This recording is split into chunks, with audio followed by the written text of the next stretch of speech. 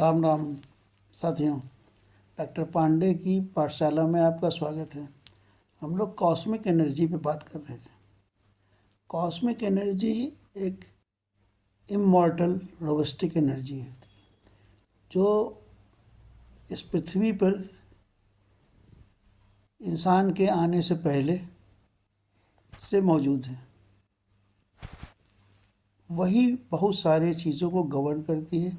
जैसे हम लोग हारोस्कोप मिलाते हैं, ज्योतिष की गणना करते हैं, जो गणितज्ञ हैं, खगोल शास्त्री हैं, वो दूरी नापते हैं, जिसको उस दूरी को, ग्रहों की दूरी को नापने के लिए क्वांटम थ्योरी की ज़रूरत होती है। ये सारी चीज़ें गवर्न होती हैं कॉस्मिक एनर्जी से। इसलिए ये बहुत गूढ़ सब्जेक्ट है और हमारे शरीर में की बायोलॉजिकल केमिकल एक्टिविटी के लिए तो हम लोग भोजन करते हैं, और जो हमें सोलर एनर्जी के द्वारा भोजन के माध्यम से एनर्जी मिलती है, जो खाना खाते हैं हम उसके ज़रिए मिलती है। लेकिन जो आध्यात्मिक एनर्जी होती है वो कॉस्मिक एनर्जी से आती है। बहुत सारे ऋषियों को आपने देखा होगा कि वो बिल्कुल खाना नहीं खाते हैं, केवल पानी पे रहते हैं, या केवल नॉन कैलोरीफिक डाइट पे रहते हैं, अनाज नहीं खाते हैं, लेकिन उनकी एनर्जी कहीं पर ड्रॉप नहीं होती है जो रेगुलर बैलेंस डाइट खा रहे होते हैं उनसे। तो ये आध्यात्मिक एनर्जी एक सोलर, एक कॉस्मिक एनर्जी होती है।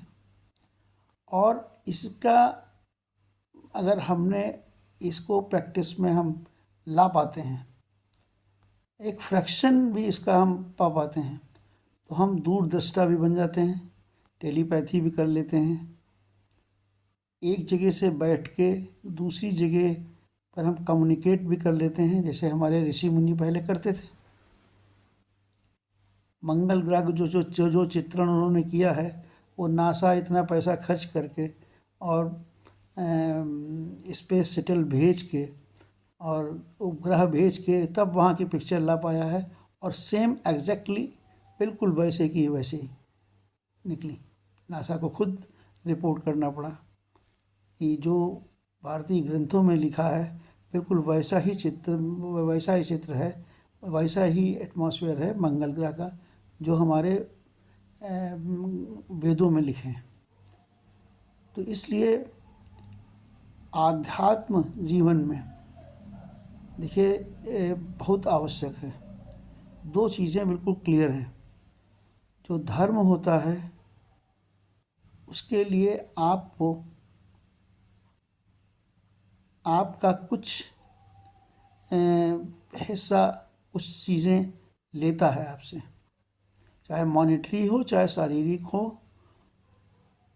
और अध्यात्म जो है, जब हम धर्म के लिए जाएंगे तो हमारे सोसाइटी से हम कुछ लेंगे,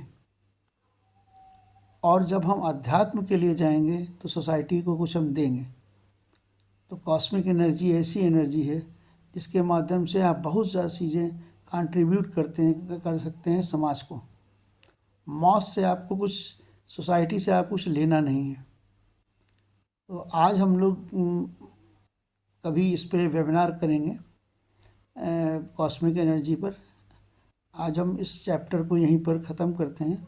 नेक्स्ट मंडे से हम लोग डिजीज़ सॉल्यूशंस पे, जो हमारा बहुत समाज, हम कह रहे हैं 90% से ज़्यादा समाज बहुत सारी रोगों से ग्रस्त है। जैसे जैसे दवाएं ईजाद होती जाती हैं वैसे वैसे बीमारियां नई नई आती जाती हैं, और वो परेशान है। सुबह उठता है तो सोचता है कि पहले खाने का इंतज़ाम करें कि पहले दवा का इंतज़ाम करें। तो हम लोग उस पर चर्चा करेंगे, डिजीज़ वाइज करेंगे, और रेमेडी में बताने की मैं कोशिश करूँगा डॉक्टर पांडे की स्वास्थ्य पाठशाला में। Thank you. मंडे को मिलते हैं नए क्लेवर में, नए चैप्टर के साथ में, सॉल्यूशन के साथ में।